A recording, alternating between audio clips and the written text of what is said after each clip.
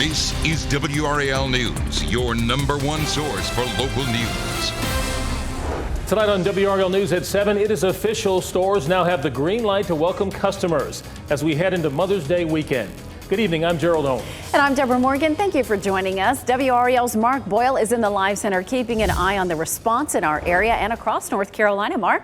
Hey, Deborah, a lot of folks here in our area seem to be following the rules and no major issues to speak of. But off to our west in the Charlotte area, this is the East Ridge Mall. Look at this video from one of the reporters there. When the mall doors opened just about an hour or two ago, people rushed in there. It almost reminds you of what the scenes are for Black Friday. Not too many masks except for some of the employees and customers there. So if you're curious about malls opening, we have all the lists for you, and you can take a look on WRAL.com. Some are opening tomorrow. The Crabtree Valley Mall lists some information there. Not all stores are opening, a handful. Streets at South Point, including a link right there that you can go through and find out exactly who's open and what time. Back to you. All right, Mark, thank you. As we close out another week and enter phase 1 of reopening, you should remember that the numbers are still climbing. That's why state leaders say you should still stay at home if you can. Here is a look at the change since last Friday. We're up more than 2,800 new cases in North Carolina. 127 people have died since last week. And while these numbers have gone up, the curve remains flat, which state officials say is what they're looking for and the reason for allowing us to enter phase 1. Phase 1 does not mean we are fully back in business. In addition to the stores cleared to stay open for the past 6 weeks, retailers such as clothing stores, craft stores, gift shops, and bookstores can now open. Many of these retailers plan to open up over the weekend or early next week. Many places are still closed, including salons and spas, as well as gyms and pools and other entertainment venues. Restaurants are also prohibited from opening up dining rooms, but can still offer takeout and delivery. Testing will soon be available at more retailers in North Carolina, including Walmart and Harris Teeter. It's already available at a Walgreens in Durham. Today, Secretary of Health and Human Services Dr. Mandy Cohen said at least 6,000 tests per day are being completed in our state. It's only a part of the strategy to slow the spread here in North Carolina. Another is contact tracing. WRL's Kirsten Gutierrez is live in Raleigh to introduce some of the people who are doing this. Kirsten? Gerald, right now, more than 100 librarians in Wake County are using their people skills to help during this pandemic. Now, we've learned that Wake County Public Health and the county's Emergency Management Operations Center are training dozens of librarians to become contact tracers. Now, over the next week, they will split them up into teams of 10 and teach them to inform people who might have been in contact with a person who tested positive for the virus. Now, they will also have to gather information and check in on people daily. It's a task Deputy Director for Wake County Public Libraries tells us was made for librarians. That's part of our profession. You know, we ask questions, we try and find answers, and we always want to make sure our librarians are engaged in meaningful work. So this opportunity to be contact tracers, it really fit with our librarian skills. And it also gave our librarians an opportunity to support Wake County and support the residents of Wake County. Now, they hope to have 110 librarians trained by May 18th. Now, coming up tonight at 10 and 11, we'll have more on what they're doing and what all they'll see in training in the next week or so. Gerald, back to you. All right, Kirsten Gutierrez live in Raleigh. Thank you, Kirsten. The other big headline tonight is the surging unemployment rate. The April jobs report released this morning shows 20.5 million jobs vanished in April, shooting the unemployment rate to 14.7%. That's a number we haven't seen since the Depression era. April was the single largest month of job losses since 1939. To help those still filing for unemployment here in North Carolina, we learned you now have more ways to get help.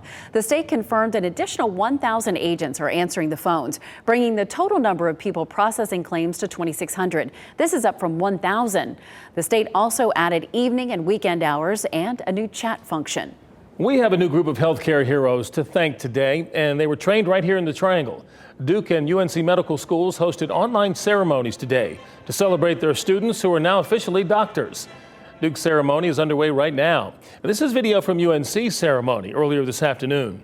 It included video appearances from high-profile guests like Dr. Anthony Fauci. Students we talked with said they had been watching the pandemic from the sidelines, and now they're ready to do their part. We're mostly just excited to get in there and help in whatever way we can and just give the people who've been working so hard against COVID the relief. Now, both Duke and UNC will be holding online commencement celebrations for all students on Sunday. They tell us they will be holding in-person commencements for the class of 2020 once it is safe. Graduating seniors in Wake County and Durham will not have traditional ceremonies this spring. Both announcements came today. Wake County leaders are looking for other ways to celebrate the class of 2020. Durham school leaders say each school will have the option to hold a drive-in celebration at streets at South Point or a combination of virtual and drive-through celebrations. For the younger students, this has been a time of unusual isolation, which has likely resulted in behavior changes. WRAL's Mandy Mitchell spoke to a local expert about what you can do to help your children cope. Children and teens aren't in school right now. They aren't spending time with friends, and they are stuck in the house all day. It's a recipe for changes in behavior, and it's something experts are starting to see more often. We're seeing a lot more, temper tantrums. Ashley Witherspoon is a licensed clinical social worker and therapist in the Triangle. She is also a parent who knows what the current conditions can do to young people who may be a little confused right now. Each child has their own personality. So if you see that they're not kind of themselves, if you see that they're isolating more, they're on their phone a little bit more, they're engaging in behaviors that you haven't seen in a while for a longer, period of time, I would definitely step in. She recommends sharing your feelings and fears with your kids to let them know they aren't alone. I think a lot of children want to hear what mom has, in her vault of feelings. They want to hear what dad has. And while having these conversations, she says it's important to listen to what your children are saying. Really, the first step is acknowledging the feelings of our children. Recognizing these behaviors may not be permanent, but are worth addressing to make everyone in the family feel more at ease. Mandy Mitchell, WRAL News. Witherspoon says it's important to be proactive during this time, and you may want to consider having your children speak to a therapist if they appear to be struggling and could benefit from having someone outside of your family to talk to. A local church is doing its part to help families in need during this pandemic. Every Friday, Hope Community Church sets up a drive-through in the parking lot of Garner Town Square for families who may need help with groceries. The pastor tells us church members donate the food. On average, they hand out 400 bags to 180 cars each week. There's families who show up who may be in some of the nicest cars you've ever seen, but the truth is that maybe they didn't know that they were going to be out of work for 2 months, or maybe they didn't know that something was going to change like this, and there was really no way for them to prepare for it. Hope Community Church has several campuses across the Triangle helping families. As North Carolina and the country begin to gradually reopen, how do people feel about travel, and how is the industry responding? Results from our WRAL News poll about how North Carolinians feel about it, and insight from a travel expert ahead on WRAL. Welcome back. I'm Mark Boyle in the Live Center tonight. TSA releasing new numbers this week on the number of people going through checkpoints across the country. The most recent statistics show 190,000 people were screened. That's compared to 140,000 the day before and 130,000 the day before that. So overall, we are seeing an uptick, but all this is way down compared to just 1 year ago. 2.5 million people compared to this 190,000, way off. And the numbers here locally at RDU, those folks going through the checkpoints and traveling right around 95%. We expect to get new numbers from the airport at the top of the month. Back to you. It's just mind-blowing to see those numbers. Thank you, Mark. With phase one now underway and the summer travel season quickly approaching, we wanted to know how the lockdown and the economic fallout have affected travel plans for North Carolina families this summer. During our most recent WRAL News poll conducted along with Survey USA, we asked 700 adults across the state how this would change their summer plans. The research was conducted online over a 4-day period in late April. These are numbers you won't see anywhere else. When asked about summer vacation plans, 57% said they had to cancel or change them. 40% said they have not had to do that. 3% aren't sure how this is going to affect them. When it comes to traveling outside the state, we see an almost even split when you consider the plus or minus 5% margin of error. 46% said they do plan to travel domestically outside of the state. 54% said they do not. International travel looks more unlikely for most North Carolinians. 90% said they do not plan to travel outside the U.S. this summer. Only 10% said yes. And flying on an airplane, well, when you asked, do you plan to fly on a plane this year, 20% said yes, but 67% have no plans to do so. 14% said they were not sure. Well, joining us now to discuss the evolution of the travel industry and the path forward is travel expert Francesca Page. Thank you so much for joining us tonight, Francesca. Thanks for having me on. Let's start with those numbers we just heard from the TSA. Nowhere near the number of people traveling at this time last year, but more people are traveling week to week. So are you surprised by that? No, not really, and for a number of reasons. First off, people are starting to get stir crazy, inevitably. And as some states start to see leniency in restrictions, people will start to feel like they can travel more. Secondly, we're seeing new mandates for airlines to follow to keep passengers safer. And airlines are no longer being slated as the hotspot to catch the virus. And thirdly, we are heading towards the summer months. So people are going to want to travel more. For sure. So let's stay with the airlines for a minute. What changes have already started to take place and what safety measures can we see rolled out perhaps in the coming weeks? Right. Well, airlines are individually coming up with their own procedures to make passengers feel safe again during the coronavirus outbreak, which I add is also an approach coming under fire by the Pilots Association. Now, airlines have had a great deal of flexibility to decide what safety measures are best for them. To date, some airlines require masks while others don't. Some are leaving middle seats open when possible to provide distancing, while others are not yet. Now, airlines like American Airlines or JetBlue now actually require flight attendants to wear masks, have started distributing sanitizers and masks to customers, and have expanded cleaning frequencies. So those are some of the changes that we have seen. You know, one story that we've been covering a lot, it seems, this past week, we've seen cuts in flights offered to adjust to the demand. And then we've heard many examples of resulting in crowded flights. As a matter of fact, we've been showing video this week. What are the airlines doing to prevent scenes like we're seeing right now on our screen? I know you can't see it right now, but it's pretty crowded on some of these flights. Yeah, well, I've mentioned the middle seat, and this seems to be the newest development. Many airlines to date have been very open about passengers' rights to ask for a seat reassignment to create more space, and many are now blocking half of all middle seats. But you want to note that seat reassignment is not always guaranteed. Even though there's been some talk of airlines being required to move middle seats altogether, according to the Civil Aviation Minister, the government will not be asking airlines to do this. Now, another major obstacle right now is actually fear among passengers. There's even been stories of people acting out verbally to push back on other passengers for space on the plane, for example, when going to use the restroom. And Francesca, for those canceling or postponing trips, how are the airlines responding, and what are the loopholes that may still end up costing customers even if they don't travel? Well, a few weeks back now, the U.S. Department of Transportation mandated airlines to refund passengers in the event flights are canceled or significant schedule changes are made. Now, what if you were originally given a credit before the mandate was passed? Well, if you go back to the airline and attempt to get a refund instead of a credit, note that this is at the discretion of the actual airline. And also remember, as I've said before, that airlines want to keep your business. When a flight is cancelled, airline systems try and rebook you on the closest available flight or offer you a credit voucher. But this keeps them holding on to your business and your cash. Now, what do you do if your flight's not cancelled? My recommendation is to hold on to your reservation so that the airline calls the cancellation before you do. And this will increase your chances of being entitled to a refund. Good advice. All right, let's talk briefly about cruises. Just this week, Carnival announced it will set sail again as soon as August. How is this industry responding? And what do you recommend for anyone hoping to try to book a cruise in 2020? Well, this is an interesting one, and Norwegian's also in the same boat as Carnival, so to speak, saying they're expecting to sail sometime in 2020. I personally think this is somewhat of a long shot, just due to it being the one mode of transport that originally saw the highest amount of fast-spreading cases. Now, it's important to mention that they've also said they may set sail as soon as August. And actually, in a follow-up statement, Carnival reiterates that if any cruise operations were to resume, it would be fully dependent on their continued efforts in cooperation with federal, state, local, and international government officials.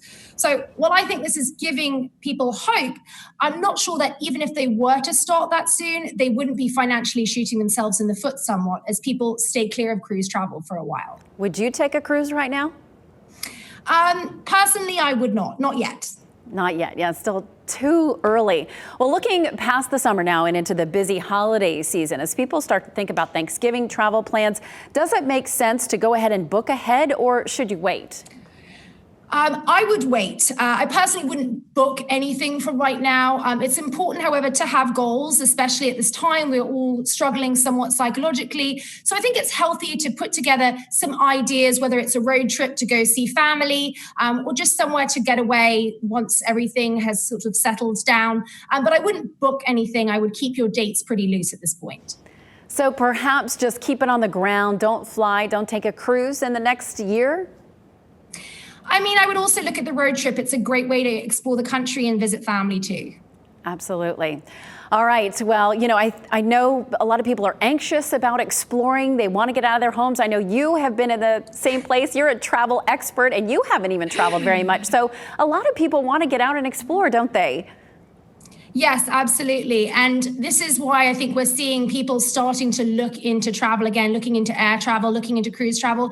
I would say that there's going to be alternative forms of transport that are going to rise in popularity, including, as I've mentioned, the road trip. So you might want to start looking at places you can go via car, if not via plane.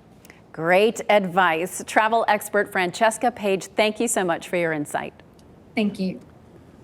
Coming up, a special thank you and a warning for all of us as North Carolina reopens. It comes from these two frontline workers, two people we've gotten to know pretty well over the past 6 weeks. That's up next. Coverage you'll see only on WRAL News. We're seeing an increase in the number of patients we're seeing in the emergency department, still less than we would normally see. And we're also seeing kind of increase in the number of patients we're seeing that have COVID-19. You know, what I've noticed is that it's kind of been all ages, but the patients who have been sicker tended to be the older and the kind of more susceptible, those with comorbidities from lung disease, heart disease, on dialysis and other medical comorbidities. Those have tended to be the more sick that I've seen on shift and been caring for. I am kind of thinking forward and thinking of kind of next steps as we've adjusted to kind of our new reality. And the next kind of thing on my mind is with the state beginning to reopen, kind of what's going to happen, what's going to be next. But I do think that we're doing our best to be prepared and being ready to treat the patients of the Triangle in North Carolina. It's going to be an interesting week next week. Anytime we see an uptick, we're probably going to get a little nervous about whether this means something's coming back. But in all honesty, I could see it going so many different ways. We'll be ready for whatever happens. I just hope people are really careful and follow the guidelines. And I know everybody's really bored and just chomping at the bit to get out of the house and do some stuff, but I hope people are really responsible, even though being responsible isn't always so much fun, especially when the weather's nice. I just hope people can follow the guidelines so that we can keep things steady. I just have wanted to say thank you for the immense kind of show of support that we've seen from the community. You know, at the beginning of the week, we saw kind of our first responders, police, fire, EMS out in front of both the Hillsborough Hospital and the UNC Medical Center in Chapel Hill to show support of healthcare workers. And then just yesterday, there's the flyover of the C-17 as a show of support, which was great. I also want to thank kind of all the nurses. You know, they're a huge part to what we do in the healthcare field, and they allow us to be able to take care of patients. And you know, this last week has been kind of Nurses Week, and I just really want to say thank you to all the nurses out there across the country for what they're doing. Such a team effort. And certainly these flyovers are making a big difference. They are appreciating them. Absolutely. And next Thursday, keep your eye on the sky for another tribute to our healthcare workers. WRAL is joining forces with the Bandit Flight Team and the North Carolina Healthcare Association for a frontline flyover. These planes will fly over Wake Med, UNC Rex, and Duke Regional Hospital. We'll have live reports from the ground and in the air during our 7 o'clock news. That's next Thursday night. We have so few ways to really be able to show our thanks, and that's going to be a big one. Can't miss it. Absolutely. It's great to see that they appreciate this because, I mean, as you can see, as we've done this the last several weeks, they've looked so tired, and we understand the long hours they're working. It's exhausted. That's the least that the community can do for these healthcare workers. Absolutely. We so appreciate them. Yeah. Well, that does it for our news at 7 on WRAL. Our next newscast is at 10 on Fox 50. Then we're back here on WRAL at 11 o'clock. We hope to see you then. Have a great night, everybody.